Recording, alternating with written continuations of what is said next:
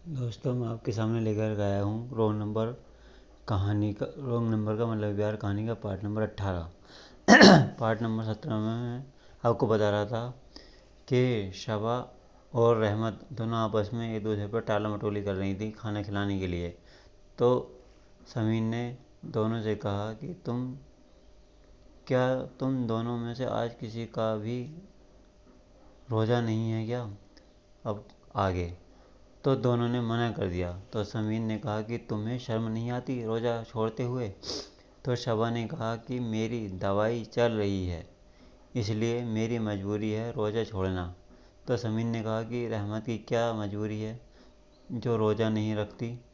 तो रहमत ने कहा कि मुझे भूख और प्यास बहुत लगती है, इसलिए मैं रोज़ा नहीं रख पाती।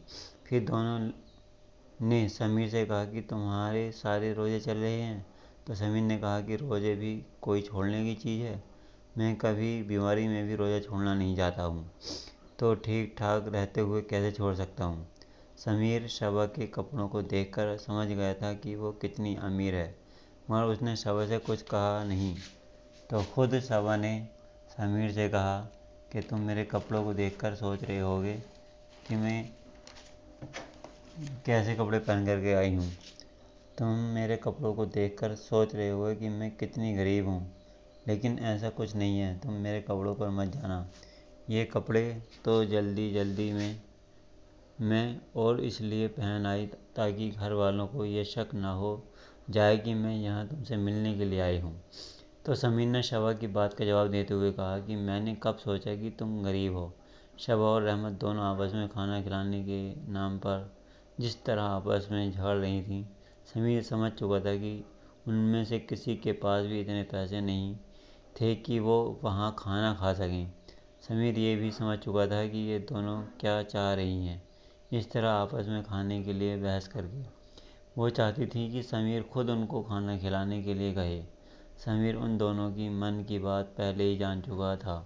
तो समीर ने कहा, अच्छा ठीक है, लड़ो मत, मैं खाना खिला देता हूँ। इतना सुनकर दोनों खुश हो गईं।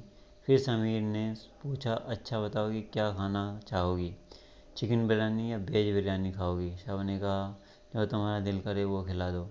तो समीर ने 2 प्लेट चिकन बिरयानी बनवाई और उन दोनों शबा और रहमत को ला कर दी। अभी समीर ने शबा का पूरा चेहरा नहीं देखा था, लेकिन जब शबा ने बिरयानी खाने के लिए अपना नकाब हटाया तो समीर ने शबा का पूरा देख लिया था।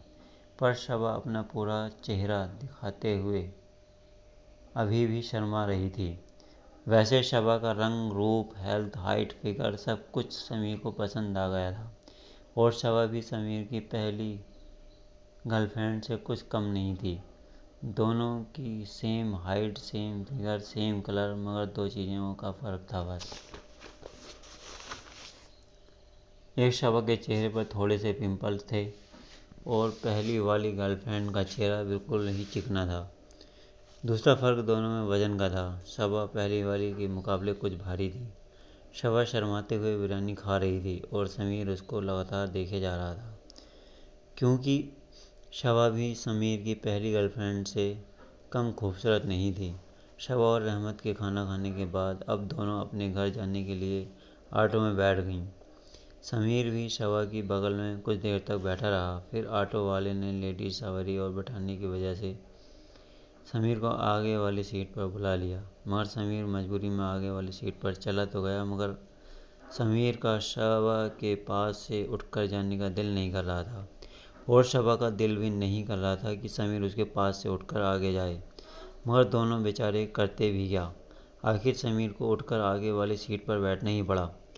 जब समीर शबा को आगे वाले शीशे में से देख रहा था, और शबा भी समीर को ऐसे देखे जा रही थी जैसे उसको कोई नायाब और खूबसूरत चीज़ मिल गई है।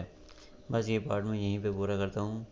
और दोस्तों, मेरा हर पार्ट लाइक, सब्सक्राइब और शेयर करते रहना, जिससे कि दूसरे लोग भी इस चीज़ का फ़ायदा उठा सकें और आपको नोटिफिकेशन के द्वारा मेरा हर वीडियो आपको मिल सके। बस मैं इतनी कहना चाहूँगा। खुदा हाफिज़।